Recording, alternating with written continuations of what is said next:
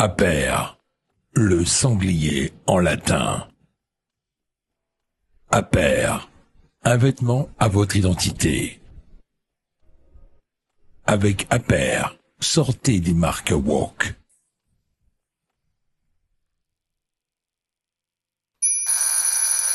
Ligne droite. Le grand réveil. Hier, Michel Barnier a donc déclenché le 49.3 et sa propre perte, puisque conformément à leurs promesses, la France Insoumise et le Rassemblement National ont déposé chacun une motion de censure. Le Rassemblement National a annoncé qu'il voterait celle de la France Insoumise, qui a donc toutes ses chances de passer et donc de renverser le gouvernement de Michel Barnier. On en parle ce matin avec nos deux invités, Yvan Rioufol et Jérôme Sainte-Marie. Bonjour messieurs. Bonjour. Merci beaucoup d'être avec nous ce matin. D'abord, Jérôme Sainte-Marie, avez-vous regardé l'interview de Michel Barnier hier à 20h sur TF1 ? Ah bah oui, quand même, oui, bien sûr. Ouais. Qu'est-ce que vous en avez tiré de cette interview ? Toujours la même chose, c'est-à-dire que c'est un personnage qui inspire profondément le respect. Donc on ne peut pas cacher son plaisir de retrouver, si vous voulez, du personnel politique avec une vraie dignité, qui incarne en quelque sorte leur fonction, et en même temps un discours qui est totalement contraint par son absence de marge politique et son implication tout de même. Il n'a pas été nommé par n'importe qui, il a été nommé par Emmanuel Macron, il a une carrière de commissaire européen, c'est quelqu'un qui a été profondément engagé dans la construction européenne dont nous subissons aujourd'hui les conséquences et dont nous voyons d'ailleurs qu'elle nous a placés, contrairement à toutes les promesses faites depuis 30 ans, d'un tel état de fragilité, notamment industrielle, que ce n'est pas le cas à mon avis, mais enfin nous serions, d'après ses dires, à la merci d'un mauvais vote à l'Assemblée nationale. Yvan Rioufol, effectivement, Michel Barnier a quand même... on le sentait démuni, en fait, devant les responsabilités et l'égoïsme, d'une certaine manière, des oppositions. C'est à peu près ce qu'il a dit. Il espère un sursaut. Est-ce que c'est encore possible, selon vous, Yvan Rioufol ? Je ne crois pas. Le sursaut ne pourrait venir que d'une partie de la gauche, et en l'occurrence de députés socialistes qui se désolidariseraient dans le fond de la stratégie de la France insoumise. Or, d'après ce que j'entends de tous les spécialistes, il faudrait une quarantaine de députés socialistes, ou de la France insoumise d'ailleurs, qui refusent d'accéder à la motion de censure pour que celle-ci soit rejetée. Donc, a priori, les jeux sont faits, et moi, j'ai été tout de même assez surpris. Alors, je suis d'accord avec Jérôme Sainte-Marie pour saluer la personnalité de Michel Barnier, qui est tout à fait honorable, qui me plaisait bien, en effet.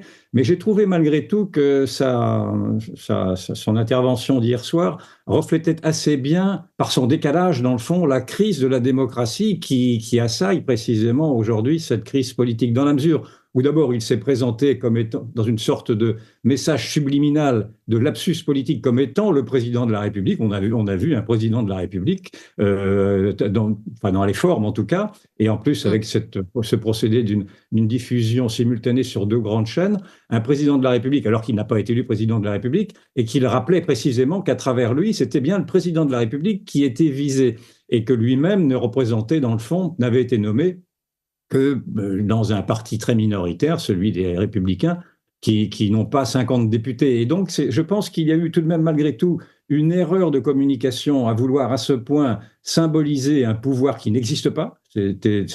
Pour moi, j'ai vu une sorte de fantôme, malgré tout.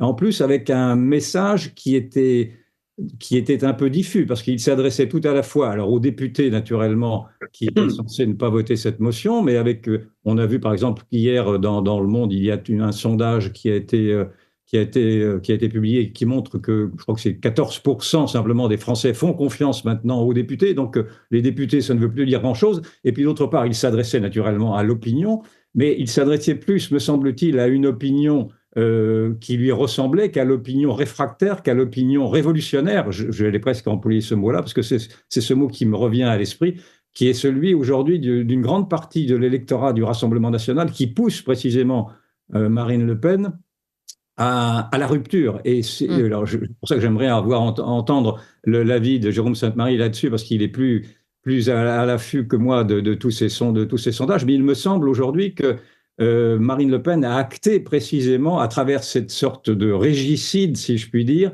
un processus de rupture que je trouve être révolutionnaire, en effet, qui pourrait s'inspirer de ce que l'on a vu aux États-Unis avec Trump, par exemple.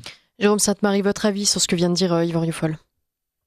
Ben, tout est juste, notamment le fait que, comment dirais-je, il y a un décalage terrible entre ce discours un peu, comment dire, ce discours d'un autre temps Oui. et la situation qui est une situation, alors je ne veux pas parler de révolution, mais qui est une situation, tout le monde s'accorde là-dessus, de crise et de crise multiples depuis 2022. Alors, vous savez, le mot crise, les gens comme moi l'utilisent très souvent, uniquement, y compris pour dramatiser une situation de manière artificielle. Mais non, là, c'est bien une crise politique qui est en train de devenir une crise institutionnelle, voire même une crise de régime. Oui. À partir du moment où il y a eu ce vote pour un président de la République, qui est un vote au second tour essentiellement négatif. Il faut bien voir que les gens ont moins voté par adhésion pour Macron qu'ils ne l'ont fait pour Marine Le Pen. C'est assez drôle. Ensuite, vous avez cette mise en minorité au second tour des législatives. Vous avez quand même toute une série d'événements, y compris le passage en force de la réforme des retraites, ne l'oublions pas. Tout ne se passe pas uniquement dans le petit monde politique. Il faut voir aussi un peu les demandes sociales et comment, de toutes sortes, sociales, ça veut dire aussi sur l'immigration, sur tout cela, et comment aucune de ces demandes sociales n'est satisfaite par le pouvoir en place. Et à ce moment-là, vous avez cet événement particulier qui est la dissolution. Excusez-moi. Évidemment que dans l'esprit de la Ve République, comme on dit, mais là, cette expression toute faite s'applique parfaitement, le président de la République a été désavoué. C'est lui qui crée une situation qui bloque encore davantage le pays. Il est évident, alors le Rassemblement national ne le réclame pas, moi-même, j'ai aucune qualification pour le réclamer, mais il est évident, et tout le monde s'accorde désormais là-dessus, que c'est bien Emmanuel Macron dont le maintien au pouvoir sur une ligne inchangée pose problème. Dernière chose, nous avons donc un pouvoir qui est minoritaire. Dès les premiers jours, on a vu à l'Assemblée nationale que M. Barnier était minoritaire quasiment dans sa propre minorité. Vous savez, ces petits jeux avec Attal, etc. Alors c'est rigolo, ça fait la chronique parlementaire, on en parle dans les médias, etc. Mais enfin, c'est dramatique. C'est-à-dire qu'on a un pouvoir face à des défis immenses qui n'a plus aucune assise parlementaire. Et enfin, qui s'appuie quand même largement, puisque M. Barnier en est arrivé, sur une force politique qui a fait exactement 6,6% des suffrages exprimés au premier tour des législatives, c'est-à-dire la droite classique. C'est quasiment une provocation, en réalité, par rapport à l'opinion française, par rapport à l'électorat, que d'avoir composé un tel gouvernement. La crise est désormais une crise ouverte, elle était inéluctable. Une crise ouverte, une crise politique et institutionnelle, sans doute la plus grande crise de la Ve République, politique en tout cas. Emmanuel Macron a déclaré qu'il serait président jusqu'à la dernière seconde. Il a bien affirmé hier qu'il ne démissionnerait pas. Yvan Rioufol, c'était attendu comme position ? Oui, il ne peut pas dire autre chose que ceci. Naturellement, c'est lui qui est visé, donc il ne peut pas dire autre chose qu'en effet, en plus connaissant son orgueil et sa blessure égotique, si je puis dire, narcissique, parce qu'il y a aussi quand même chez lui une faille psychologique qui va le raidir davantage encore et qui risque en effet d'accentuer cette fracture maintenant qui est une banalité à décrire entre une partie des élites et le peuple qui est mal représenté. Donc ça ne peut aller qu'à une conflictualité. Moi, je suis de ceux, alors je suis moins prudent, je suis de ceux qui pensent qu'en effet, Emmanuel Macron pourrait quitter le pouvoir. Alors naturellement, j'entends bien toutes les critiques qui seraient de dire qu'on remettrait en question effectivement un régime et des institutions. Cela serait grave, en effet. Mais il me semble que moi, je persiste à dire que à travers cette rupture qui a été tout de même assez surprenante, affichée de Marine Le Pen face au système. Jusqu'alors, elle était plutôt dans un processus de respectabilité, comme l'on a dit. D'ailleurs, entre parenthèses, je ne sais pas si Bardella cautionne à ce point cette rupture avec Marine Le Pen. J'aimerais avoir les coulisses et être une petite souris, parce qu'il me semble peut-être qu'elle prend des risques. Mais enfin bon, on y reviendra peut-être tout à l'heure. Non, Et en tout cas, cette rupture par Marine Le Pen, non pas cette rupture avec Marine Le Pen. Non, non, continuez, je vous en prie. et d'ailleurs, je remarque sur Marine Le Pen qu'elle me surprend malgré tout par sa stratégie, qui est une stratégie qui devient presque machiavélique. Non seulement elle a enfumé, si je puis dire, le président de la République. Vous voyez, je suis pris par mon image subliminale. Elle a enfumé le Premier ministre que l'on disait être un négociateur hors pair avec une politique de bluff dans lequel il est tombé. Il est tombé dans ce piège-là. Et en plus, en acceptant effectivement de voter la motion de censure de la France insoumise, dans laquelle cette motion de censure insulte précisément le mouvement qu'elle représente en le traitant d'extrême droite et de je ne sais plus quoi, enfin bref, elle se sert précisément de cette caution pour s'approprier cette propre motion de censure qui normalement sera celle de l'extrême gauche, pour parler comme le président comme le Premier ministre, pardon. Décidément.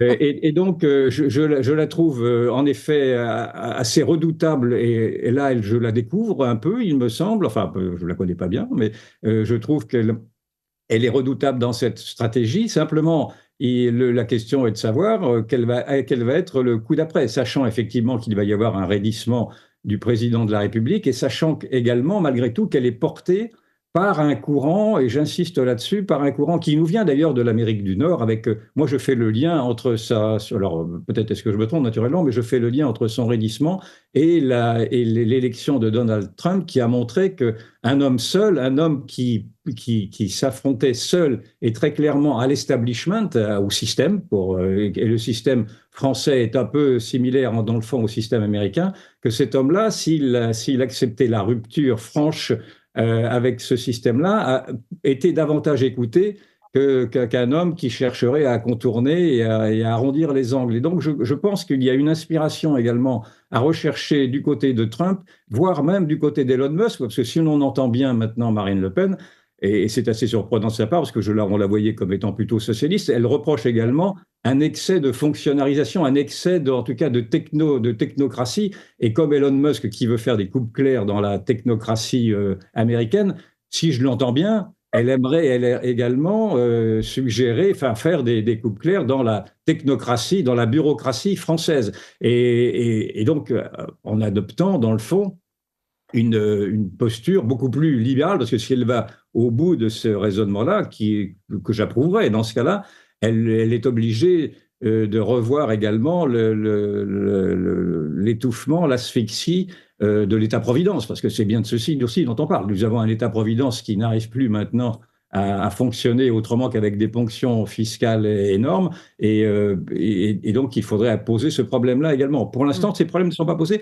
et donc je pense qu'elle a pris un risque malgré tout, parce que il me semble que sa doctrine économique n'est pas établie très clairement. Je vois, moi, des failles, des dissensions entre Bardella, qui me semble être plus libéral, que Marine Le Pen, qui me semble être plus interventionniste. Et je ne vois pas, en tout cas comme spectateur, moi je ne suis pas, encore une fois, je ne suis pas du tout dans leur cercle, naturellement, je vois là quand même une improvisation en direct. Alors justement, Jérôme Sainte-Marie, sur le fond et sur la forme, Marine Le Pen, est-ce qu'elle a eu raison d'aller au bout de ce projet de motion de censure? A-t-elle raison de s'être engagée à voter la motion de censure de la France Insoumise, de s'allier à eux? Ça lui a été un petit peu reproché hier. Et à qui va profiter cette motion de censure surtout? Alors oui, je pense que Marine Le Pen a entièrement raison. Alors vous savez, c'est pas une question qui a été examinée à la légère. Alors moi, j'ai été candidat du Rassemblement national aux dernières législatives, je le rappelle, donc je connais bien le programme puisque j'ai eu à le défendre devant les électeurs. C'est encore mieux que je ne devais le connaître comme, disons, observateur. Mais c'est un programme. Alors là, si il y avait un élément de socialisme dans ce programme du RN aux législatives, j'aimerais bien qu'on me le montre, parce que alors là, vraiment, bon, comment dirais-je, c'est Ça vous surprend? C'est un programme qui d'ailleurs n'est ni libéral ni socialiste. C'est un programme qui est tout entier axé sur la production notamment et sur la protection. Je veux dire, ces catégories libérales et socialistes me paraissent inadéquates par rapport à la plupart des politiques suivies. On a un parti communiste qui n'est plus communiste, on a des libéraux qui ne sont pas libéraux, etc. Vous savez, je pense qu'aujourd'hui, tous ces mots sont assez éloignés de la réalité. Alors pourquoi est-ce que Marine Le Pen à mon avis, a eu entièrement raison. Alors déjà, parce que c'est un budget qui n'est pas un bon budget, on pourrait le décrire dans le détail, et un budget qui a quelques dispositions qui ne sont pas si mal, mais qui ne fait qu'accompagner une ligne générale, qui est une ligne générale macroniste, et qui nous amène là où nous sommes. Que par ailleurs, on voit bien qu'il y a maintenant une focalisation, notamment par le Premier ministre, encore en place, sur des points extrêmement précis par rapport à l'AME. Je prends mon exemple de l'AME. L'AME, il y a 2-3 restrictions par rapport à cette chose, à l'aide médicale d'État, qui nous coûte 1,2 milliard et qui, évidemment, est une pompe aspirante pour l'immigration illégale. Donc, il y a 2-3 restrictions, c'est pas faux. Mais en réalité, la logique globale n'est pas cassée, c'est le moins qu'on puisse dire. Or, nous sommes porteurs, nous sommes aussi, je dis nous parce que j'étais candidat du RN, nous sommes responsables devant les gens qui nous ont élus, en ce qui me concerne, qui ont failli m'élire, mais on est responsable, si vous voulez, devant nos électeurs. Et quand vous devez, en politique, quand vous devez réfléchir sur une option, et là, je vais vous parler d'un point de vue purement électoraliste. Je ne dis pas que la décision a été prise là-dessus, mais c'est une dimension, bien entendu, du raisonnement. Au bout de plus de 35 ans d'observation, d'études ou de travail en tant que sondeur, etc., j'en suis arrivé à une conclusion d'un simplisme absolu. Quand vous devez hésiter sur une décision entre, disons, votre électorat et un éventuel, possible, probable, etc., petit électorat de conquête, il faut choisir son électorat. Il faut d'abord, c'est même une question de responsabilité démocratique, vous devez d'abord répondre aux attentes des gens qui ont fait le choix de voter pour vous, et non pas de ceux qui, depuis des années, voire des décennies, disent « mais si jamais vous changez votre programme sur tel ou tel point, peut-être qu'un jour, on voudra bien être patriote. » Eh bien, si la bourgeoisie est patriote, qu'elle le soit. Le problème n'est pas là. Attendez, excusez-moi, le problème n'est pas du tout une question d'ailleurs de bourgeoisie patriote ou de cadre supérieur. Je dis ça pour m'amuser, puis parce que je suis là dans cette radio, que Yvan Rioufol du Figaro qui est là, etc. Et que ce terme de bourgeoisie patriote m'a toujours paru être littéralement un oxymore, puisqu'encore une fois, la bourgeoisie qui est patriote, elle l'est déjà, ou alors ça veut dire qu'elle n'est que bourgeoise, si elle ne veut pas l'être. Et donc, le problème politique qui se pose au Rassemblement national n'est pas la conquête de telle ou telle personnalité, etc. C'est la question de l'élargissement vers les classes moyennes et vers les retraités. Ça, c'est le grand enjeu, si vous voulez, électoral pour une vraie alternative, pour une vraie alternance. Le gouvernement, la minorité en place, si j'ose dire, fait des efforts héroïques, on l'a vu encore hier, pour effrayer les classes moyennes et les retraités. Les retraités, c'est 17 millions de personnes, c'est vraiment une masse électorale considérable. Je pense que dans les semaines qui viennent, on va voir que les catastrophes annoncées ne se produiront pas et que cette tentative, cette gestion, disons, de la peur comme arme politique va se retourner contre ses initiateurs. Écoutez, on doit s'arrêter là, mais merci beaucoup, en tout cas, Yvan Rioufol, Jérôme Sainte-Marie, d'être intervenus ce matin pour commenter et analyser avec nous cette situation politique quasi historique. On suivra évidemment cet après-midi le vote de ces motions de censure, et puis on en reparlera très certainement dans les prochains jours. Merci à tous les deux d'avoir été à notre antenne ce matin. Merci.